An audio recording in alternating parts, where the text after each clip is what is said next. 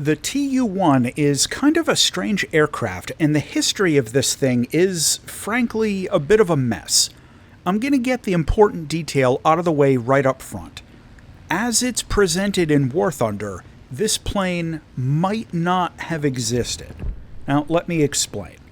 There was a single prototype aircraft called the Tu-1, which was among many other one-off prototypes based on the Tu-2 light bomber.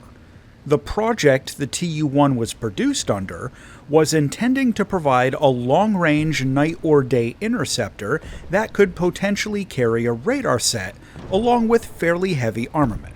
That much is undisputed, but this is where primary sources start to diverge.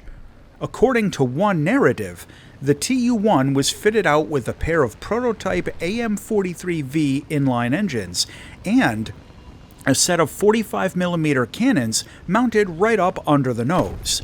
It also included new radios, a new propeller design, and modifications to the fuel system, but no radar set. According to another narrative, a different one-off Tu-2 prototype, distinct from the Tu-1, was used to test an early PNB-1 dipole radar, but had the defensive gun positions removed to save weight and still used radial engines. According to a third narrative that doesn't mention the extra cannons, the Tu-1 had the AM-43 engines and was intended to use a radar set, but the radar was never actually fitted onto the plane, and a sack of cement powder was used as ballast to simulate the weight during testing. Honestly, I'm not sure which to believe, and none of the books I've got that mention this plane have any pictures of it, only drawings. The only actual photographs online that claim to be of a Tu-1 have engine fairings that look right for the AM-43 engines, regular gun turrets, and the extra cannons, but no signs of the radar installation. However, one picture has an unusual Yagi antenna facing backwards, but no antennas on the front half of the plane. If I had to guess, I'd say that the one-off Tu-1 prototype was probably at least intended to have the radar set, but it's really not clear if it was ever actually fitted and tested in flight. What we get in War Thunder is the Tu-1. This is a premium strike aircraft in Rank 4 of the Soviet Air Tree at Battle Rating 5.3. It was originally added as a pack vehicle back in 2021, then got taken down at some point, but has come back at least once or twice for anniversary events. This plane doesn't have an optical bomb sight, which is an issue I'll get to later, but it does have the 5S radar set. As of making this review, this is the only A-band radar set in the entire game, and it's, well, just as crappy as you'd expect. Its primary armament is an absolutely obscene set of two 45mm cannons and two more 23mm cannons. This is a ridiculous amount of firepower, but the NS-45s overheat and jam very easily, and ammo is limited. It also has defensive machine guns in the tail.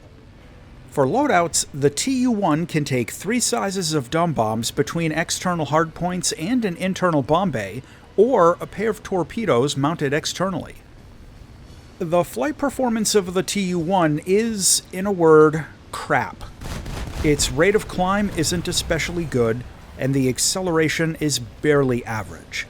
The combat agility is just awful, and anything lighter than a heavy bomber is going to be able to outmaneuver this thing. To make all this even worse, the flight performance suffers badly if you fly out with any kind of a meaningful weapon load. Both the weight and extra drag from the huge external weapons can cripple this thing until it drops its ordnance. The plane does get combat flaps, and it's actually pretty good at dive attacks since the wings won't rip off until almost 900 kilometers an hour, and it's got decent top speed in level flight if it's not carrying any weapons, but the acceleration is so bad you'll probably never actually see those high speeds in regular gameplay. I really wish I had more to say here, but really, the Tu-1's flight performance is just all around awful for its BR. Taking this out in air battles can honestly be an exercise in frustration. Even with an air spawn, its rate of climb just isn't really good enough to reliably intercept bombers. If you do a long side climb, you can sometimes catch them, but usually not until after they've made their drop, or you can try and do a suicide stall climb and take some shots from below, but it's risky, and regardless, if you do try to fly interception, you are yourself vulnerable to interception, as a head-on attack scenario is generally the only reliable way to take out enemy fighters with this thing. Even enemy twin-engined interceptors will usually be able to outmaneuver the Tu-1 pretty easily. Doing ground attack in air battles isn't much better. The lack of an optical bomb sight means that your bomb drops are totally blind, and the light load of bombs somewhat limits the overall damage you can do per sortie. The one decent use I found for this plane in air battles was using its cannons and bombs to take out AI ground targets, but if you get jumped by a fighter, it's probably not going to end well. Close air support is another story.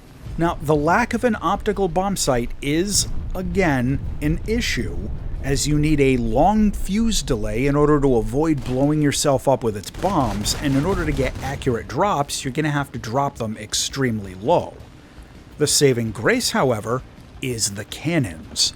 Its 45mm cannons are capable of destroying almost any tank in its BR range, and they can even take out some of them attacking from the front if you come in at a good vertical angle. The only real catch is that it takes an enormous amount of spawn points to get the armored targets belt for the 45s, but really that's probably pretty balanced because of how good they are. Still, pretty easy to shoot this thing down, but doing close air support with the cannons was honestly the only thing I found this plane to be genuinely good at. Now, it can also do torpedo attacks, but I'll tell you plainly that these aren't the easiest torpedoes to use. You have to deploy them at fairly low speed and altitude, and in my experience, they're not super accurate. Still, at least it gets torpedoes at all. Visually, I generally like twin-engine planes, but the engines on the Tu-1 look kinda weird. I'm not entirely sure why, it just looks strange to me. The one skin you get for it is decent though, and no weird issues on the 3D model. Landing is fairly simple for a twin-engine tail dragger, but just remember that the low-speed handling is awful on final approach. You can put the gear out at about 390 kilometers an hour and the flaps at about 300.